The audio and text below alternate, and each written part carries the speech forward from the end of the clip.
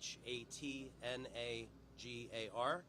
I want to begin by thanking the members of the media for joining us today. I want to thank Los Jornaleros for playing us in.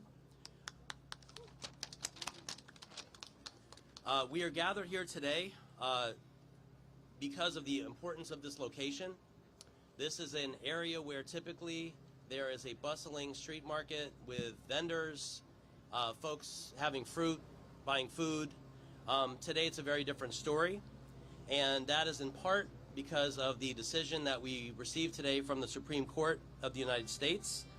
A stay on the temporary restraining order which prevented the federal government, DHS and ICE specifically, from engaging. No formal decision accompanied this.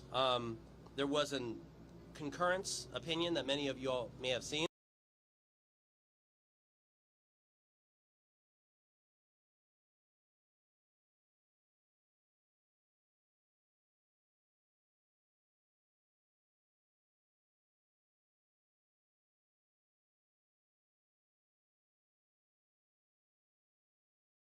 A low-wage job, wrote Justice Sotomayor.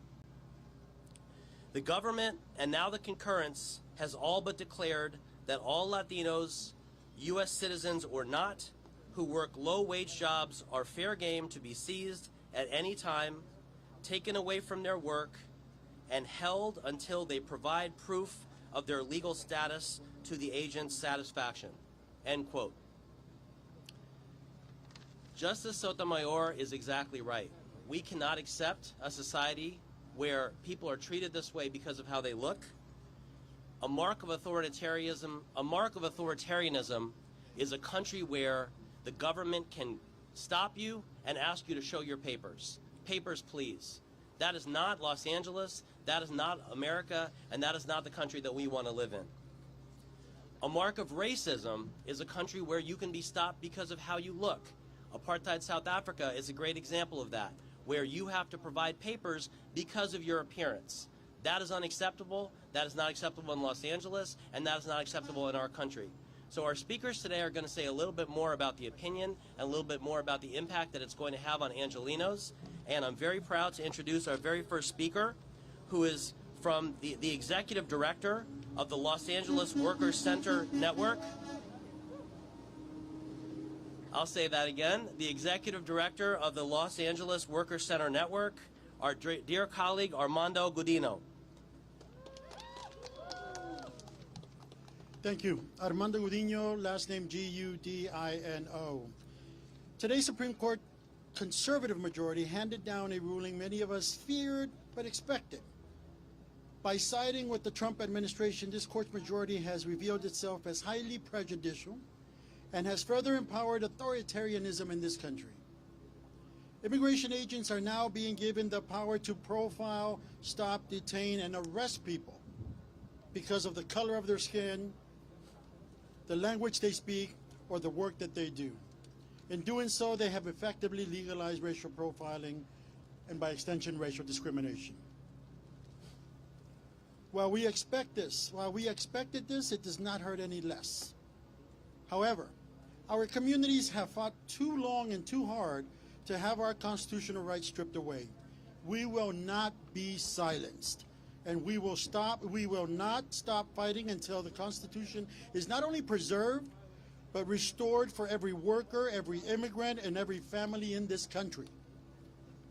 The Los Angeles Workers Center Network is proud to serve as a plaintiff in this case. We bring forward the voices of low-wage workers across Los Angeles who already face exploitation and abuse. These workers and our immigrant communities are the economic backbone of this city, of this state, and in this country. We will stand with our car wash workers. We will stand with our warehouse workers, with our garment workers, our restaurant workers, all workers, including our day laborers, and all of their families. And we will fight the systemic discrimination this conservative majority has unleashed. Alongside our members at the Workers Center Network, we form a network of support and resistance, ensuring workers know their rights and have the power to defend themselves. This decision will not end this struggle. As plaintiffs, as organizers, and as a community, we are determined to keep pushing forward in the courts, in the streets, and in the workplace where dignity and justice is on the line. The fight is far from over, and our resolve has never been stronger. And I'll finish with this. As I was standing for this to go on, a worker came up to me and said, remind them that solo el pueblo va a salvar el pueblo. Only the people will save the people. Thank you.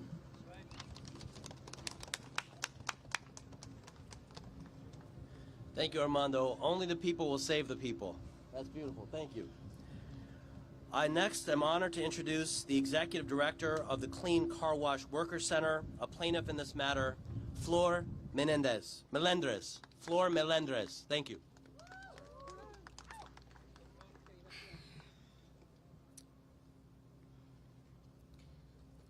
Hi, everyone.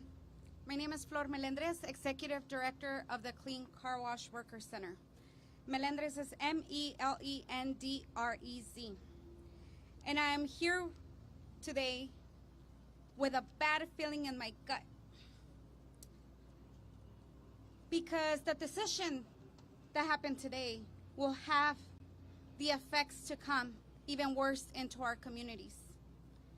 As of today, approximately 81 car washes have been raided, many of them more than 3 or 4 times.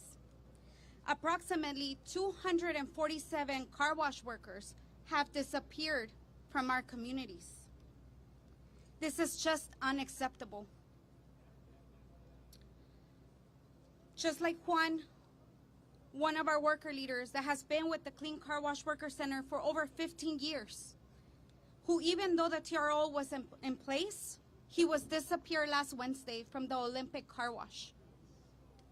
It is workers like him that make our community better, that improve the industries for other workers, that make our communities, that stand up for those injustices and make it better. It is unacceptable. It is a shame that we get this decision, but it's not surprising. Am I right? We are infuriated because the impacts will continue to show in our community. We will continue to feel the pressure because we could not depend on our legal system. We are here for our communities, and I just want to remind us that workers still exist, that workers have rights, that our civil rights still exist. No matter what the decision was today, we will continue to stand strong and there for our communities. I am calling on our elected leaders, city, county, state. We need to stand up and we need to stand strong with our community. The raids are getting more violent. Workers are getting hurt. Workers are dying. Clean Car Wash Worker Center has been responding to the last 3 months to all these needs. Preparing for this before, standing with the communities during, and even after, to make sure the workers are actually getting home safe. It is not enough to get up and do a video and post it on social media. It is not enough to just say this happened somewhere. Yes, it is important to document it, but it is also important to collaborate and to bring resources to those in the front lines. I urge you to contact Clean Car Wash and get involved. Clean Car Wash Worker Center. There are still offices that are not responding. What else do we need? Let this be your call to action, to stand with our community, to stand with workers.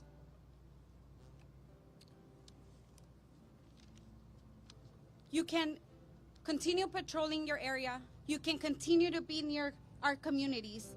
But most of all, continue to speak up. Continue to fight, because it's going to take more than us. It's going to take more than you. It's going to take more than all of us. And we need to stand strong. To all the car wash community, we are here. To all our community at large, it is time to show up. It is time to stand strong. Contact us at info@cleancarwash.org. Get involved. We need you now more than ever. This decision does not push us back only one step. It brings our community forward a lot more, and we need to see that.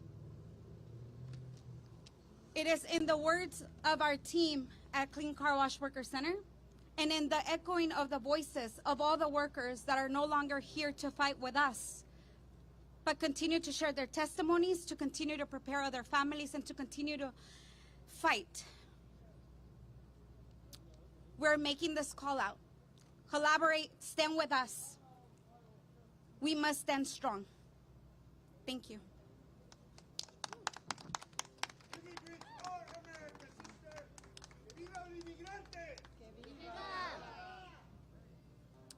Thank you, Flor. I'm next honored to introduce one of the most impactful civil rights advocates in our community, our close partner and the leader, the executive director of the Coalition for Humane Immigrant Rights, Chirla Angelica Salas. Thank you so much.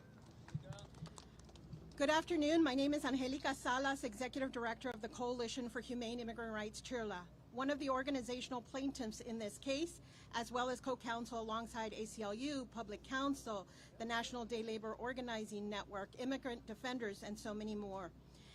Chirla is outraged by this morning's Supreme Court decision. And Justice Kavanaugh's rationale for lifting the temporary restraining order on the federal agents that have illegally and violently detained non-citizens and citizens alike in their all-out immigration enforcement assault on Los Angeles and its residents.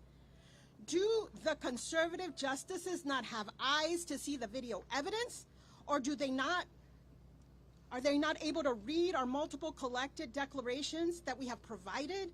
Our evidence demonstrated that these are not calm and consensual engagements with individuals who voluntarily offer information about their immigration status?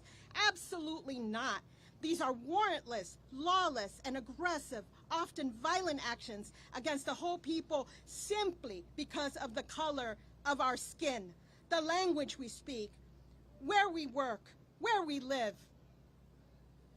The Supreme Court of the United States decided not to see this evil that has been visited on our people, not to hear the cries of all who have been victims and witnesses of these actions, and not to use the voice of the court to protect individual rights under the Constitution. And as awful as this court decision is, this is not the final word on justice. Our main lawsuit continues in the court on the actual merits of the case. What this decision does is lift the restraint placed by the federal court on immigration officers to stop them from conducting enforcement illegally and with excessive use of force. While these officers were ignoring this temporary restraining order, we were hopeful that the Supreme Court of the United States would rein them in, and they didn't. I want to remind everyone that without restraint, a life was lost. Carlos Montoya, for whom we had a celebration of life this past Friday, is no longer here because of their actions. Countless individuals have been maimed and injured during this time. This is unacceptable, and no local police officer would be allowed to get away with what these officers are getting away with. That is why we will be back in court on September 24th, and we will continue to fight for our people and our claims that these actions are illegal, they are racist, and they must stop now. As a civil society, yes, as a civil society, we must grow more united in our demand that our constitutional rights be respected, because without restraint, no one's rights are protected. Not whether you're a citizen or a non-citizen, none of us are safe. Sotomayor said, we should not live in a country where you can be seized because you're Latino or Latina, because you speak Spanish or you appear to work in a low-wage job. And our answer to her is, no, we We should not. And that's why we're here, because we will not live in a country that doesn't see us as human beings or as the Americans we are. We're going to continue to fight. Y a mi comunidad quiero darle unas breves palabras en español. Aquí estamos una vez más, Chirla, como una de las organizaciones demandantes en este caso. Estamos aquí con ACLU, Public Council y con muchas organizaciones que están dispuestas a defendernos, a defender a nuestra comunidad. Y Chirla está indignada por la decisión de la Corte Suprema de esta mañana. Estamos indignados con la justificación del juez Kavanaugh para levantar la orden de restricción temporal contra los agentes federales que han detenido ilegalmente y violentamente a ciudadanos y no ciudadanos por igual. Estamos indignados que la Corte Suprema no está dispuesta a parar el ataque despiadado contra Los Ángeles y sus residentes.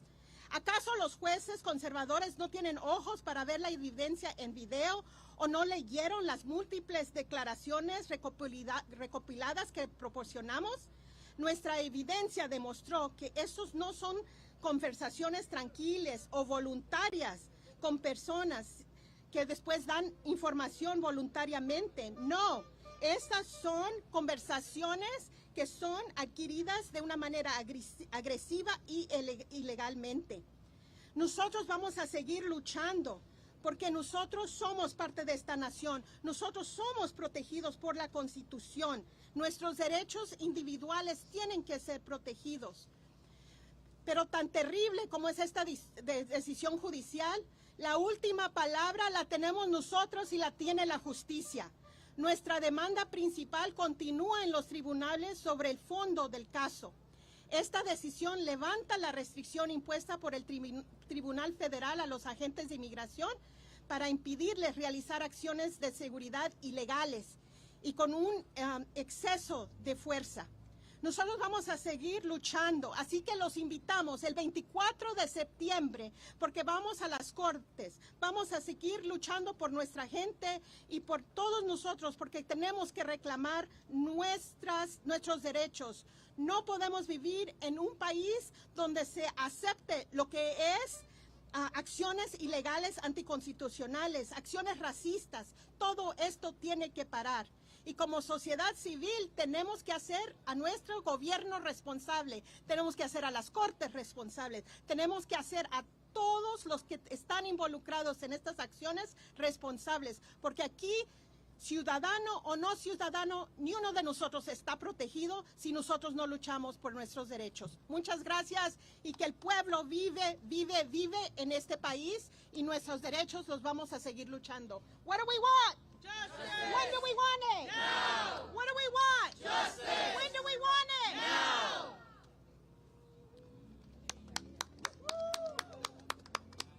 Now is when it was said. Now.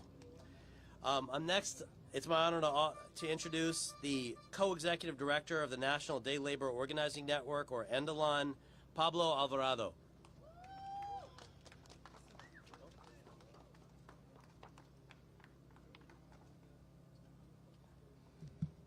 Muchas gracias. Voy a hablar en español primero y quiero comenzar con honrando la vida de Roberto Carlos Montoya Valdés, de Jaime Alanís y de todos los que han perecido en los centros de detención con un simple momento de silencio.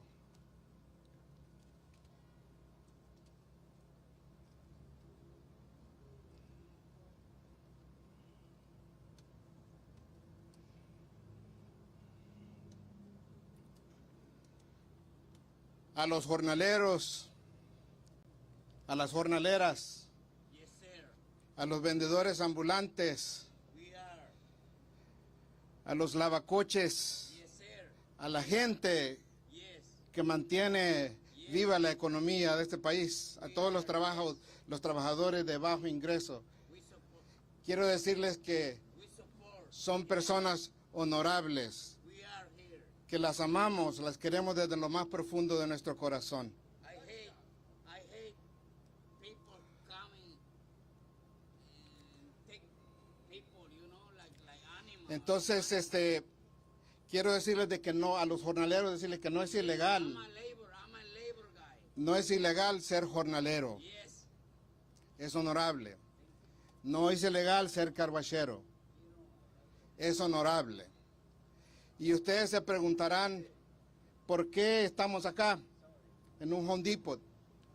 Es porque aquí en Home Depot hace unos pocos días usaron rubber bullets and tear gas. Aquí, en este Home Depot.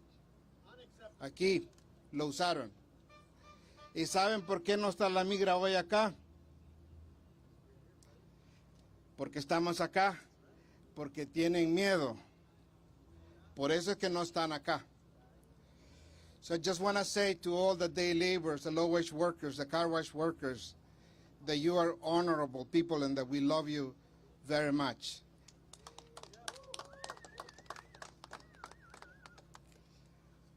Our dignity is not in question.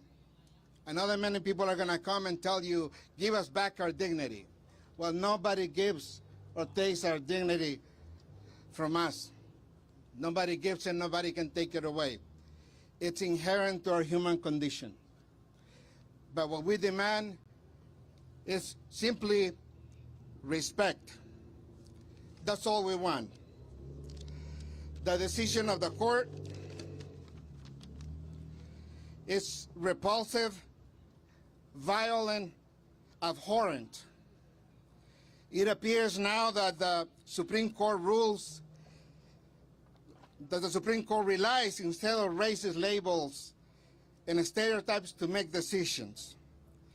It appears that the highest court in our country will continue to co-sign the authoritarian agenda of the Trump administration at the expense of its own legitimacy.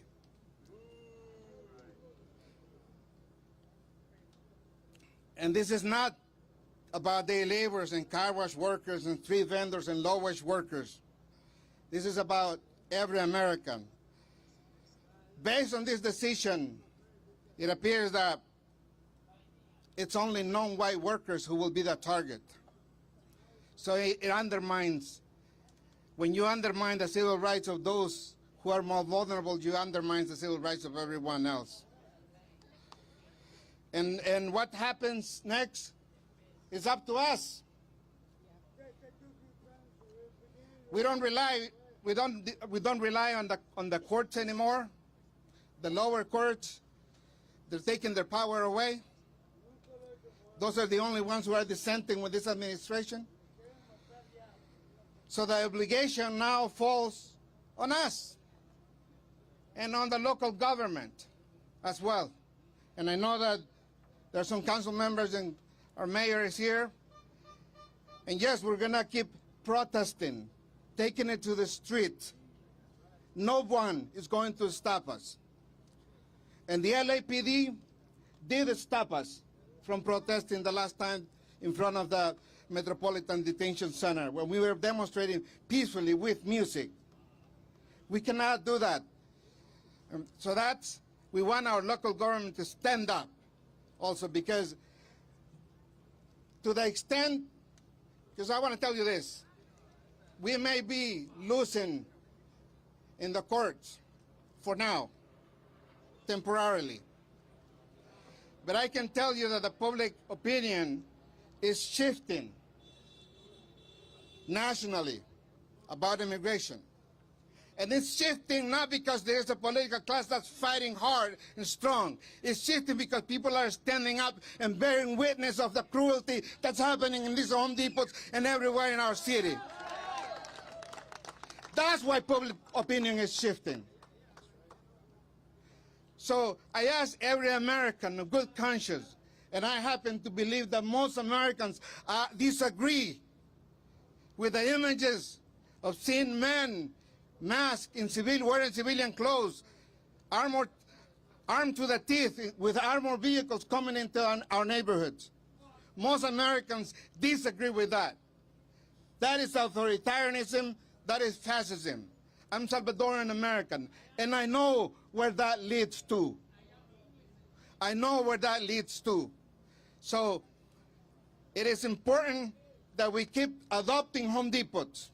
Please participate. Adopt a Home Depot. Adopt a car wash place. Adopt a workplace where you can go and film, continue filming. Let's do it lawfully, respectfully. But let's not stop doing it. Because if there is anything that's changing hearts and minds, it's what Americans are seeing in the phone screens. It's the violence, it's the cruelty that our community has been subjected to. So let's be very clear about this. De que solo el pueblo, solo el pueblo, solo el pueblo.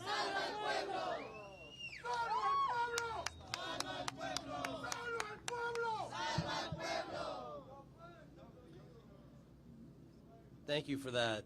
Let's have a round of applause, please, for Pablo Alvarado. You might hear a little bit of emotion in our voices. You might hear some emotion from the folks behind us. You might hear some emotion from folks in the community, including our brother over there. It's because this is emotional stuff. Human rights is emotional. Racism is emotional. Dignity is emotional. And it's natural human impulse to feel that way. And if you lose that emotion, that's when something ain't right. That's when we need to check what's going on. We can't normalize this. We can't allow this to be what we expect every day. And the work of all of you as journalists is also under threat. Not to divert topics, but in authoritarianism, truth-telling is under threat. So we appreciate all of you braving the sun out here with us today, hearing about the activists and what their perspectives are on these issues. I next would like to introduce Elizabeth Strader, Vice President, and Armando Elenas, Secretary-Treasurer of the United Farm Workers, who are plaintiffs in this matter. UFW, please come up. So we were proud to be plaintiffs in this case. We were proud to be plaintiffs in a similar case that was a little earlier this year in the Eastern District, because our membership has really suffered some really direct impacts of these roving patrols and these raids where their entire communities are terrorized. We've talked to farm workers who are washing their cars every day after work because they don't want their car to look like a farm worker's. They don't want to have any dust or any dirt from the fields on their cars. They think about how they're dressing so they don't look so much like a farm worker. And, at first this administration was telling us, oh, we're only going after the criminals. And then they tell us, oh, we're only going after the undocumented people. And then it's only immigrants that we're really rounding up here. What's next? We know that there are citizens who are also collateral damage. And, there's a point where you have to realize that when any one demographic begins to lose the very most basic rights that this country was founded upon, once those rights begin to erode for one group, they begin to erode for everyone. So when it happens to them, watch, because it will happen to you. Muy buenas tardes, mi nombre es Armando Elenes, soy secretario tesorero de la Unión de Campesinos. Y obviamente estamos emocionados, decepcionados por esta decisión, pero quiero que sepan, como decía César Chávez, solamente pierdes cuando pares de luchar. Y vamos a seguir luchando. Hace unos años nos nombraron esenciales. Decían que lo necesitábamos para que piscáramos la fruta, para que piscáramos los vegetales, que todas estas comunidades necesitaban. Y ahora nos quieren tratar como criminales. Ahora nos dicen que ya no importamos. Queremos que sepan que la Unión de Campesinos, que los campesinos van a seguir luchando en los files, en las cortes, donde sea necesario. Y sí se puede. Gracias.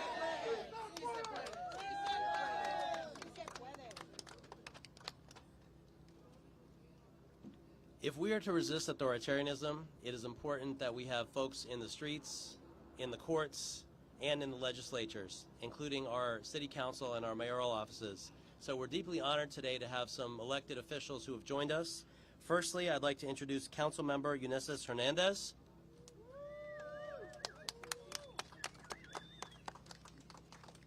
Thanks so much for having us. Hello, everybody. Welcome to Council District 1. Welcome to Westlake. Today's Supreme Court ruling is another devastating attack on civil rights and constitutionality.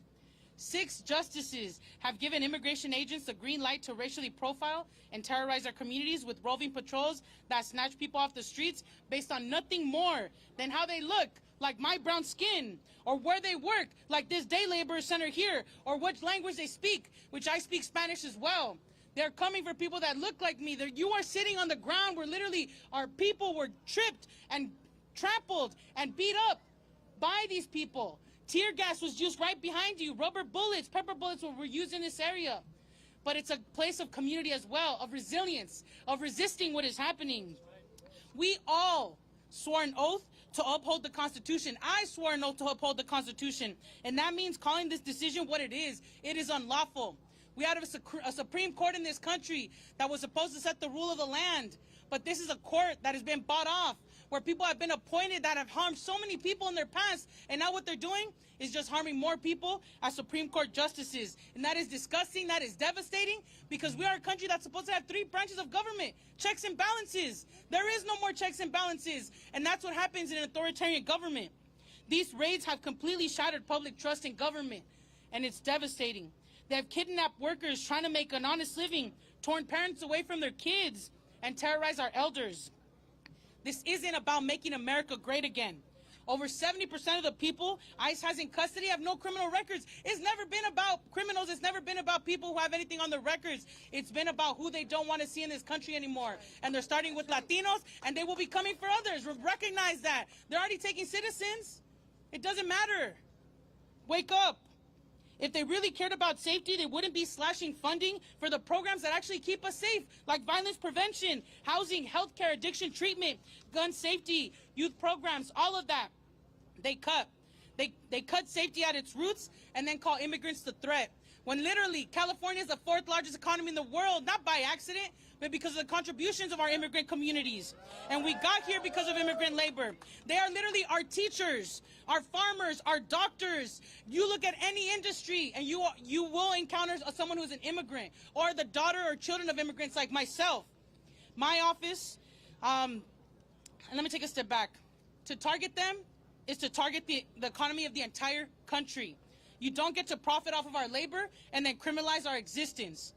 My office will continue fighting for policies that protect our immigrant neighbors. We will continue to stand with Chirla, with Garesen, with Salif, with the workers and families, and make it clear, immigrants are the backbone of this country, not the enemy. And we're here to throw down with them, and I'm so excited to see also Andelon and others leading in this space, and they have for decades. And I'm here just to say we're with you, and we'll fight alongside you to make sure we can keep our families together. And media, yes, thank you so much for being here and telling these stories, because when the raids were happening earlier this year, they were saying Los Angeles is on fire, when we knew that it was only a couple of blocks away. But that type of narrative is what allows for more unconstitutional acts to take place. So thank you for being here, and thank you for having me. Thank you, Council Member. So before we hear from the lawyers in this case, it's our deep honor to be joined by the leader of our city, who has been a partner in this litigation, Mayor Karen Bass. Thank you, thank you, thank you. First of all, let me thank the ACLU, Public Council, Chirla, and all of the community organizations that are here. I am very proud to stand with you, and we are so fortunate in our city to have these organizations that have a long history of defending immigrant Angelenos. Today, the Supreme Court, the very body that used to advance civil rights and defend personal liberties, has now given the green light for law enforcement to profile and detain Angelenos based on their race. I want the entire nation to hear me when I say this isn't just an attack on the people of Los Angeles. This is an attack on every person in this city and in every city in our country. Justice Sotomayor said it best in her dissent. She wrote, "We should not have to live in a country where the government can seize anyone who looks Latino, speaks Spanish, and appears to work in a low-wage job. Rather than stand idly by while our constitutional freedoms are lost, I dissent." And I agree with her, I dissent. We all dissent. Because from the beginning, we have known that Los Angeles has been used as a test case for total dominance and unchecked power by the federal government. We have been used as a test case to begin to normalize military intervention and takeover of our cities. And standing united, we took their unlawful and unconstitutional tactics to court, and we won, not once, but twice. 2 different courts ruled in our favor of the people and our immigrant population, that law enforcement cannot racially profile and discriminate against Latinos, against Angelenos based on their race. The rule of law used to mean something, not just to us, but to the Supreme Court. But now, with the stroke of a pen, the Supreme Court has undermined the rights of millions. And how ironic is it that this same Supreme Court that ruled colleges cannot use race in the admissions process has now ruled that law enforcement can use race to conduct raids and detain people.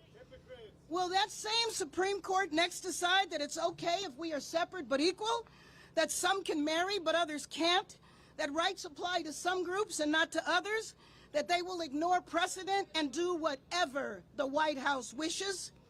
Unfortunately, we knew we could not rely on the Supreme Court to deliver justice. I have already directed all city departments to bolster protocols and training in compliance with the city's law prohibiting the use of resources in immigration enforcement. I've also submitted a Freedom of Information Act requesting the federal government provide exactly where people are being taken and why. We know that this is simply un-American. But as enraging as the news is for many Angelenos and people across the country, let me make this very clear for the press and to our country that we will not allow the Supreme Court or anyone to divide us. We will not, and we will not participate in these cruel, inhumane tactics. And to all Angelenos, I will never stop fighting for your rights. I will always stand in solidarity and support of all of the organizations here that represent our people. Thank you, and let me just say, we will bring justice to this issue, to our community. We will not stand for this type of discrimination and racism. Thank you.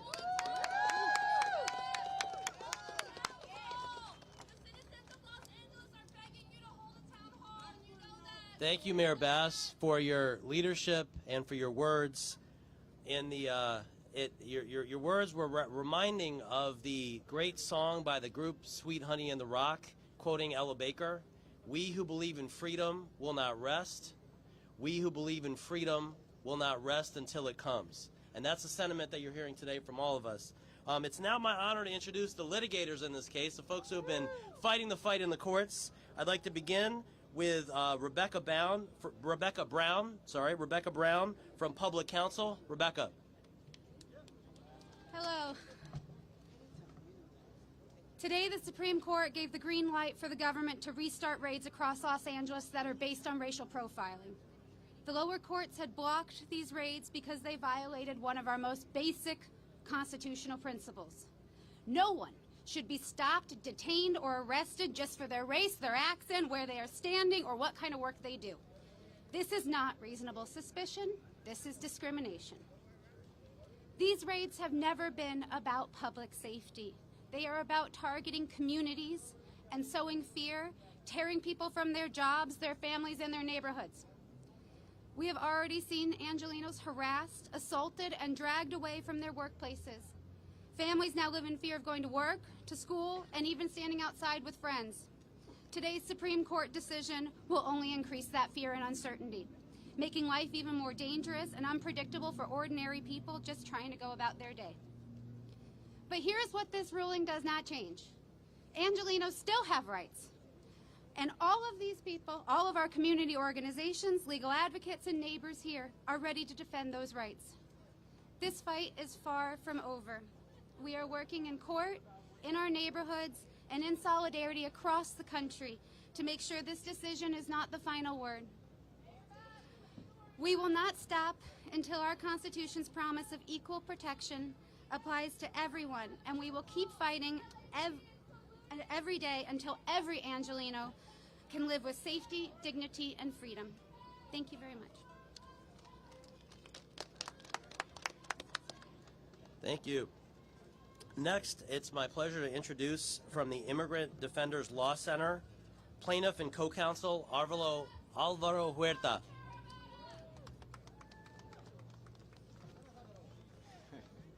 Hi, folks. My name is Alvaro Huerta. That's A-L-V-A-R-O, last name H-U-E-R-T-A. I'm the Director of Litigation and Advocacy at the Immigrant Defenders Law Center, also known as IMDEF. Immigrant Defenders is the largest removal defense nonprofit law firm in Southern California and is a leading member of the LA Rapid Response Network and one of the plaintiffs and co-counsel on this case. I also want to recognize our partners, Chirla, Public Counsel, Carecen, and Delon, the UFW, all the organizations that are standing here today and many others that represent what makes Southern California great. What's important to remember today is that regardless of what the court says or doesn't say in its order, we know what's been happening here in the streets within our neighborhoods.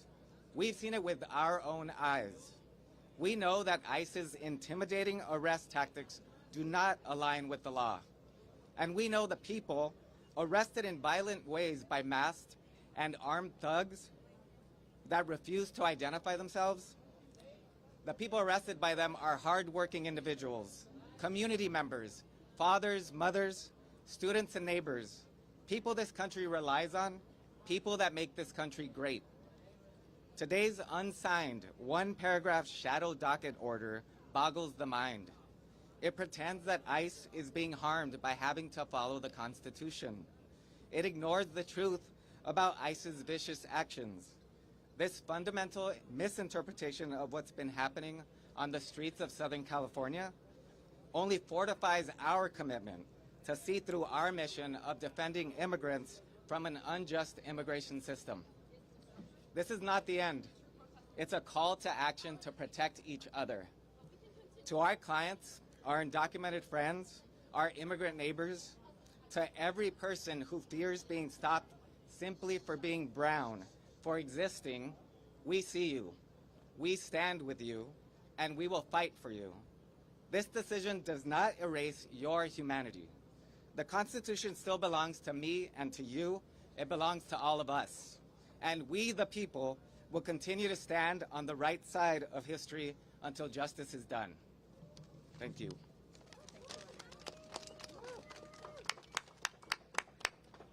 Next, I'm thrilled to introduce my ACLU Southern California colleague who argued in front of the Ninth Circuit and who's led our litigation efforts on this topic, Mohammed Stajsar.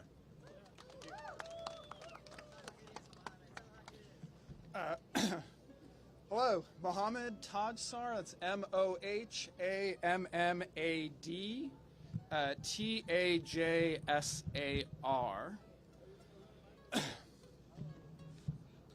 So today the Supreme Court issued an unsigned, unexplained decision putting an end to the temporary restraining order that we fought so hard to secure here in the Southland. You know, I'm not going to make any buts about it. Today is a sad day for this community. But what I want to do is I want to remind us of the words of a prophet, a real American prophet from 1961. You know, that prophet, when talking about a similar coexisting struggle, said the following. That prophet said, to be a Negro in this country and to be relatively conscious is to be in a state of rage almost all of the time and in one's work. To be a Negro in this country and to be conscious means to be in a state of rage almost all of the time. That prophet, his name was James Baldwin. And I am sure if James Baldwin was alive today and witnessing what we have all been witnessing, he would say that to be an immigrant in this country and to be relatively conscious is to be in a state of rage almost all of the time. Now, I can tell you as a lawyer in this case, as one of the lead lawyers who's been arguing in support and in defense of our communities, that we live to fight another day with the same rage that James Baldwin brought to his work more than 50 years ago. We are continuing to push forward, gathering evidence of this government's lawlessness, shoring up our community's ability to challenge this misconduct in court, and bringing the full weight of decades of organizing, leadership, solidarity, represented in all of the organizations that are standing behind me. We are bringing all of that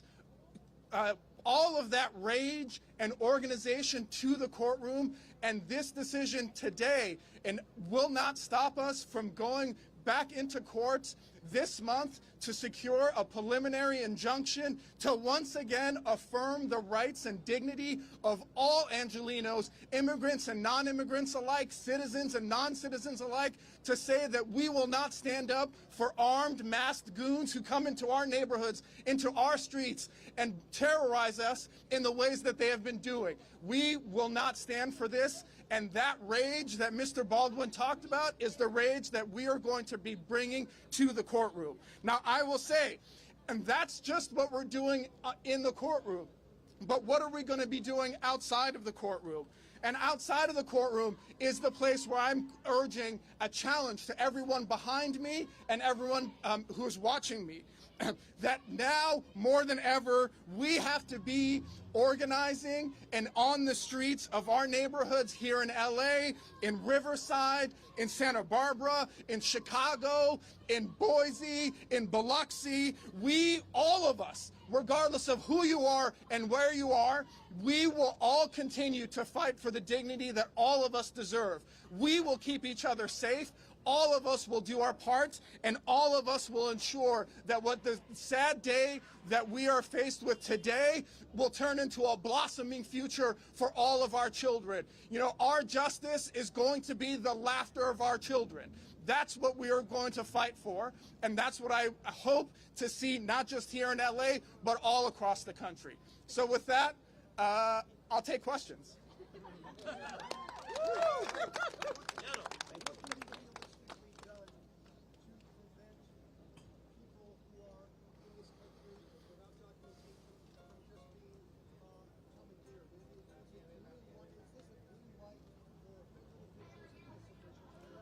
You know, the Supreme Court decided to end the protections that we have secured in courts, but that will not prevent us from going back into court on a more, with even more evidence to shore up exactly what the government has been doing, and we're going to put it to the court system again with an even more documentary evidence and even stronger proof to demonstrate that what the government has been doing is completely unconstitutional. So I think that is going to be the next step, and my hope is that we will continue to secure and protect immigrants' rights going forward.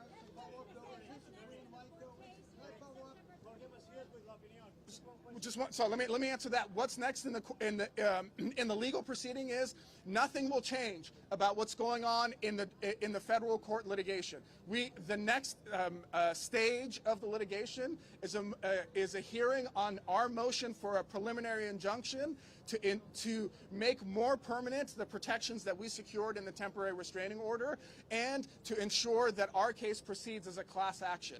That will go forward. That's going to be before the federal district court here in downtown LA at the end of September 24th, and nothing about what the Supreme Court did today will change that. Yes, sir.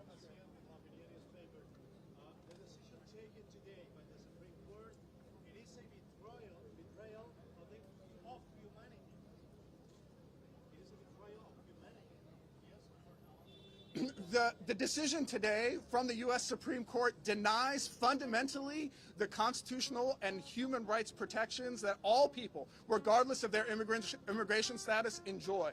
And so today, I'm not going to mince words. Today is a loss for people's dignity, for people's rights, for people's security and safety. That is absolutely true. But it is not the end of the road. And we as lawyers and we as community members are going to continue to build the evidence necessary to bring to the court system, including the Supreme Court, and show them that actually what is happening here in the city of Los Angeles is wrong and violates people's constitutional rights. And I think they will get the unmistakable picture that we will present to them, and we will get the victory. If not today, we will get it soon.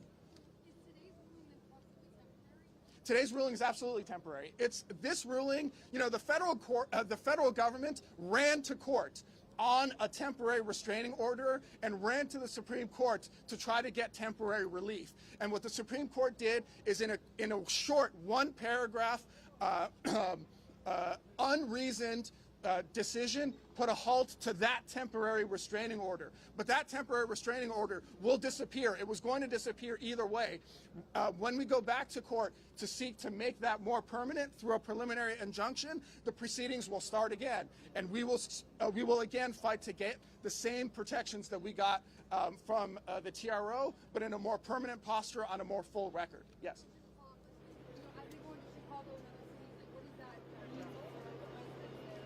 I mean, we have already created a roadmap for how to defend our communities, both in the streets and in the courtrooms, from the federal government's abusive overreach of their powers.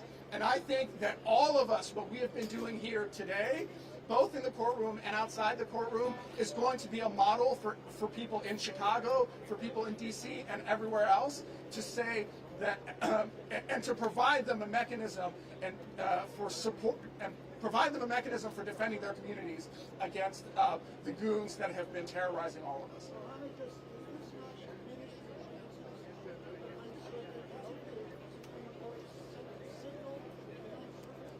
You know, it's different precisely because of the nature of the shadow docket and how the Supreme Court's decision was completely unreasoned. It is difficult to read the tea leaves from today's decision if you are a sitting Ninth Circuit judge or if you're sitting here in the federal district court.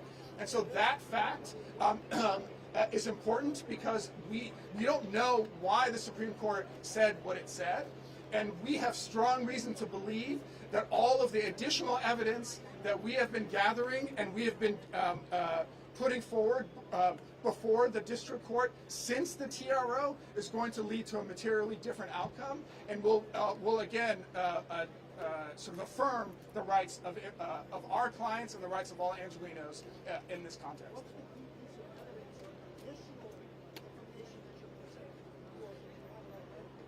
So multiple things. We are presenting both additional widespread evidence of unconstitutional behavior from the part of the federal government, and we are ensuring that we, as the plaintiffs, have the procedural ability to challenge all of these actions.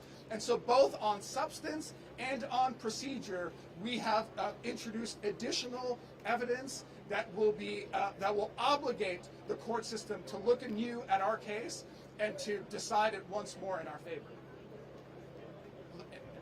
Yes, go ahead.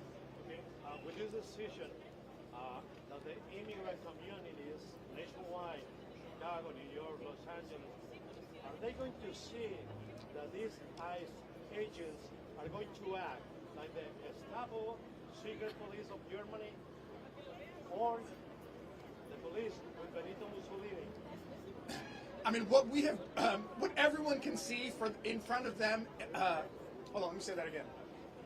What we have demonstrated in the federal litigation that we have filed is precisely how lawless the federal government has been in enforcing its immigration mandates here in the city of Los Angeles. And it's their sort of egregious, violent, really disgusting and shameful conduct that I think has been the linchpin to our legal theories. And I think once we develop, when we present anew all of the information that we have gathered, we are hopeful and confident that the federal judiciary will resolve this case once again in our favor, and I think that's going to also be true across the country. Please. Okay, I think it's important. We talk a lot about the legal, our legal fight, but I also want you to understand what we're saying here today too is that this is a restraining order. When do you put a restraining order on somebody? When they're beating you, when they're harming you, when they're mistreating you. And so what the Supreme Court said, well, we're fighting the case, they can continue to do that. So our response back to the Supreme Court is, okay, you did not put restraint on these officers, but we will continue fighting. We will continue despite the lack of protection. And that's what I really want everybody to carry through. These organizations, the workers, everybody, we are persistent in our pursuit of justice. And so in the courtroom, in the streets, at a legislative level, at whatever way we can protect our community. And I want you to see the people who are watching us up here. These are people who live here. This is their home. They're the ones who have been witnesses to all sorts of attacks, and that through their window they can see that. And so what this government is saying is that they can continue to do that, but I'm sure those families, the immigrants and everybody who live here, they're going to continue to seek to live their lives because they're in this country in order to have better protections and opportunities that they didn't have in the country. The whole reason immigrants are here is because we were escaping this type of action. So we're not going to give up now that we get a chance to fight in courts.